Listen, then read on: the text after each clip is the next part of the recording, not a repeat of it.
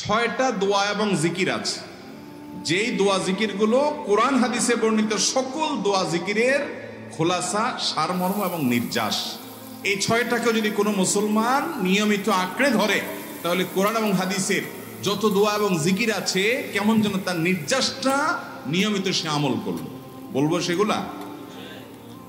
এই ছয়টা দোয়া এবং জিকিরের মধ্যে সর্বপ্রথম হলো নবী করিম সাল্লাল্লাহু আলাইহি সাল্লামের প্রতি দুরূদ প্রেরণ করা।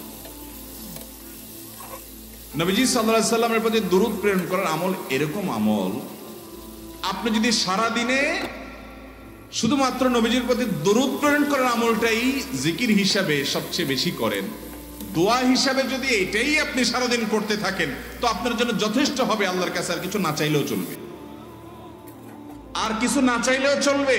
দুরূদ মানে হলো নবীজির জন্য দোয়া করা। ভাই, আল্লাহ তার হাবিবকে রহম করবেন, আপনার আমার দোয়ার দিকে আল্লাহর তাকানোর কোনো ঠেকা আছে? নবীজি কি আমাদের দোয়ার কোনো মুখাপেক্ষী? কিন্তু আমরা তার জন্য দোয়া করলে ওই চান্সে আল্লাহ তাআলা আমাদের প্রতি অনুগ্রহ করবেন। একবার না, আপনি নবীজির প্রতি একবার রহমতের দোয়া করবেন, একবার দুরূদ পাঠ করবেন। মান সাল্লা